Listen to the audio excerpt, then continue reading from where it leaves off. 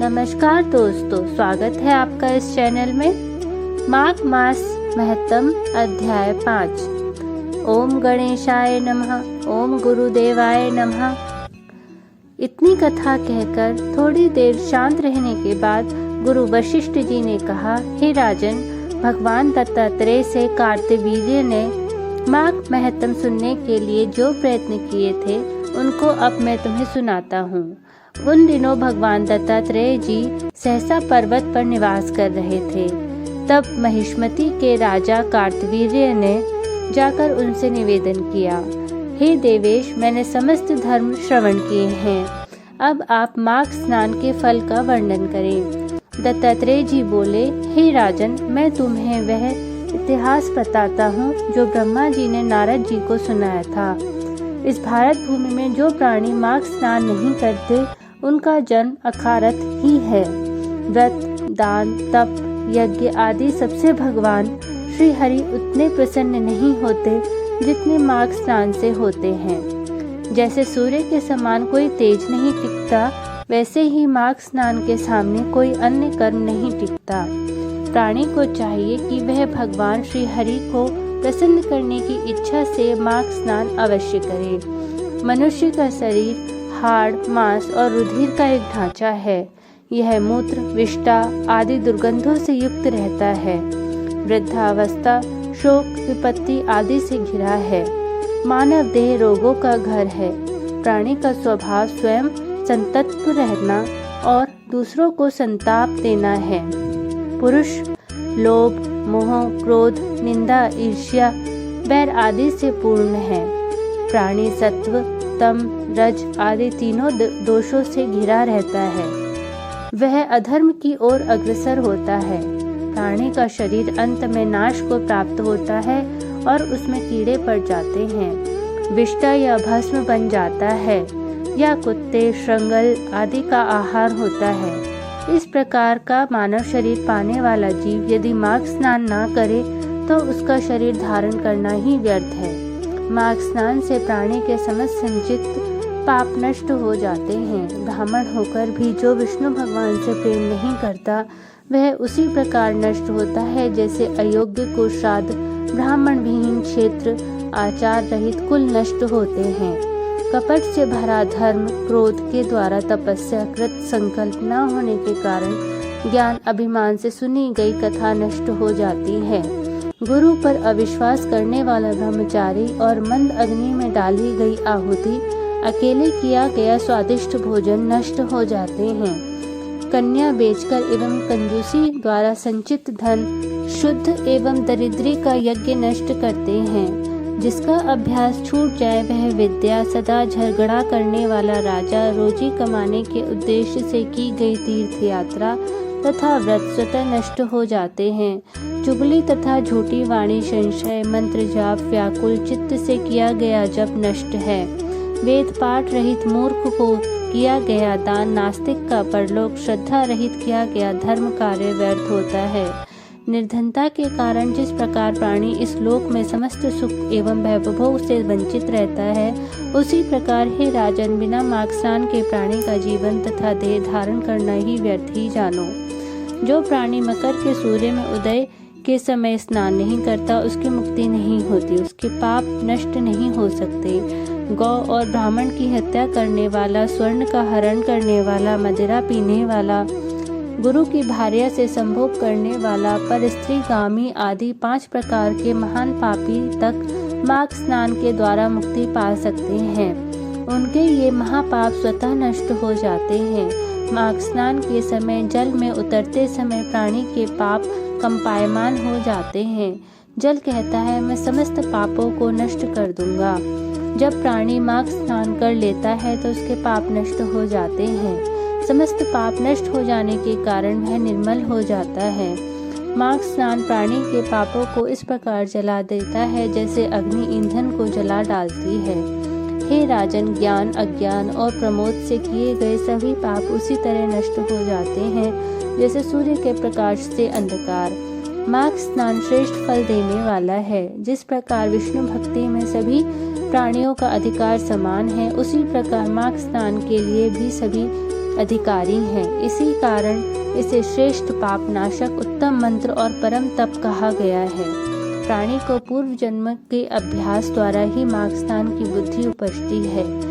जिस तरह अनेकों जन्म के अभ्यास द्वारा आध्यात्मिक ज्ञान प्राप्त होता है, ध्यान से बुद्धि उपजती है। माघ स्नान की महिमा अक्षय है। यह पवित्र जनों को भी पवित्र करता है।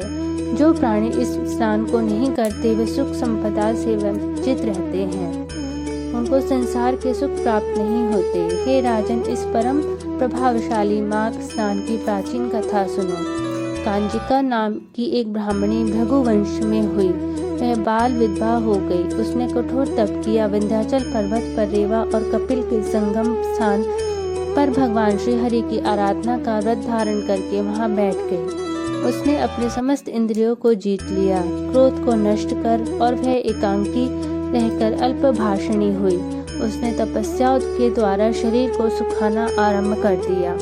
देवताओं को प्रसन्न करने के लिए यज्ञ किए। ब्राह्मण को यथाशक्ति दान दिया।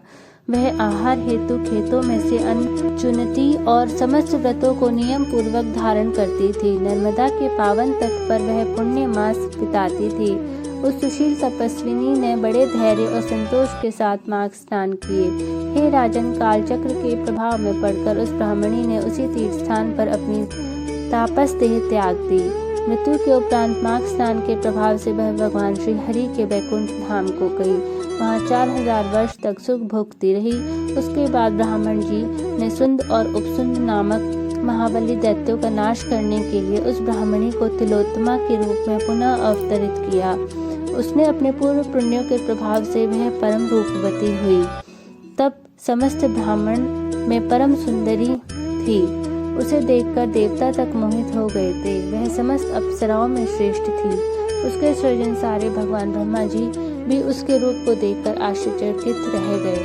उन्होंने प्रसन्न होकर उसे आज्ञा दी, हे भृगलोचने, शीघ्र ही इन दोनों महापराक्रमी दैत्यों का जाकर संहार करो। प्रभु की आज्ञा मानकर वह हाथ में वीणा धारण किए ब्रह्मलोक में पुष्कर क्षेत्र में पहुंची।